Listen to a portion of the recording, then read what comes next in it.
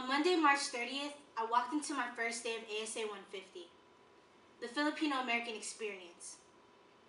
But I'm just Filipina, in America. I wanted to learn about home, not the country I live in. I didn't understand why we weren't going to learn more about the veteranos. They were the majority of the Philippine history I knew. To me, they were the true untold story. If it wasn't for them, I wouldn't be here. But little did I know, it was so much more than that. We never think to question how or why our lives are the way that they are, especially if life is going well. But it wasn't always like that. Positively, no Filipinos allowed. But there's nothing positive about racial exclusion. We are so diverse of a race that U.S. officials couldn't fit us into a category. Their labeling inconsistencies increased the range to define terms of exclusion. In 1925, California Judge C.S. Hardy stated, "The dominant race of a country has the perfect right to exclude other races from equal rights." To David Barrows, Filipinos have a low standard of life. Cut my arm, cut that of the white, and let us both bleed the same shade of red. A blood quantum insufficient to justify ability to receive equality. Injustice because whites saw no similarities. Filipinos were just a few shades of skin tones off. Savage, uneducated, unable to enter certain restaurants, buildings, public areas dubbed private places. Pure skin meant better treatment, higher leverage, anti-miscegenation laws prohibiting interracial marriage. Get rid of all Filipinos or we'll burn this town down. Carlos Bulasan came to know afterward that in many ways it was a crime to be Filipino in California. If having so much pride was a crime, then yes. No one could compare to our people. Blood, sweat, and tears, no complaints here. We just get work done to the T, even if it means labor inequality. But Filipino leaders said enough was enough. Huelga. Larry Itliong, Huelga. Philip Veracruz, Huelga. Have you heard of them before? Yes? Maybe? No? Let me put into perspective a little bit. Cesar Chavez. Oh, now I've got your attention. Little did you know, Filipinos forefronted this labor revolution. Huelga, Huelga, Huelga, Huelga 1965. Grapes the cash crop, yet workers only jingle cents in their pockets.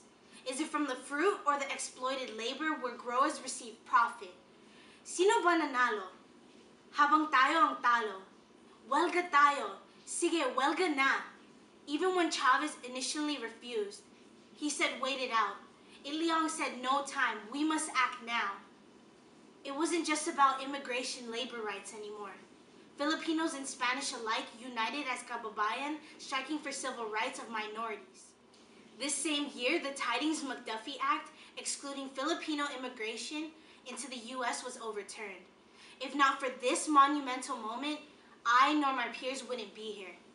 1965 Immigration Act removed racial exclusions, favoring family reunification, petitioned to bring spouses, children under 18, parents, and siblings in that order, bringing in class diversity.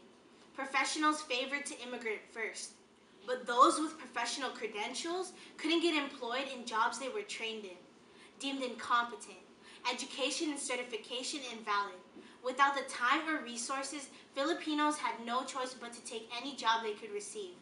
These same professionals became janitors, caregivers, and field workers. Immigration Act of 1990 allowed increased numbers of non-immigrants visas for specific professions.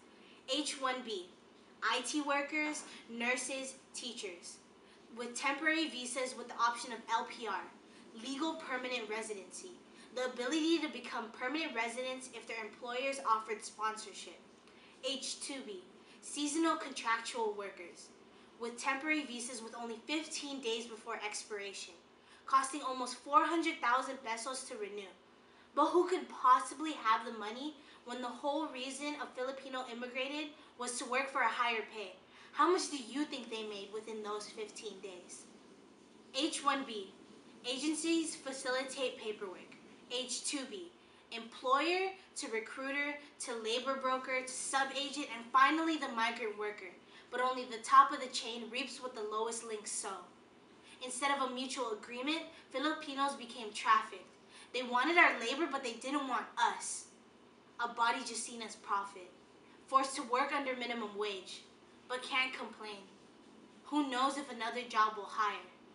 So some choose to overstay their time allowance. Before the explosion, Filipinos enter a life of TNT. Laging tago ng tago. Tago ng tago. Tago ng tago. How is it supposed to be the land of the free when all its people do is fear of being deported? Would you have left home if you knew you'd get exploited? Tidings-McDuffie Act, Anti-Miscegenation Laws, 1965 Immigration Act, Immigration Act of 1990. These aren't just laws, they're fact, affecting the history of a race beyond the shade illustrated in your American high school textbooks. AB 123 will now pave the way for the next generation to learn about the contributions and strides Filipinos made in history. And though primary resources documenting these struggles are scarce, projects like Huelga work to establish a digital archive preserving history, so our people will never be forgotten. We are here because they were there. Actions of immigrants seeking more than just a better life. Struggles that are as much mine as it was theirs to endure. An untold story I learned, of a people now heard. Mabuhay Pinoy! Ito ang Historia Natin Lahat.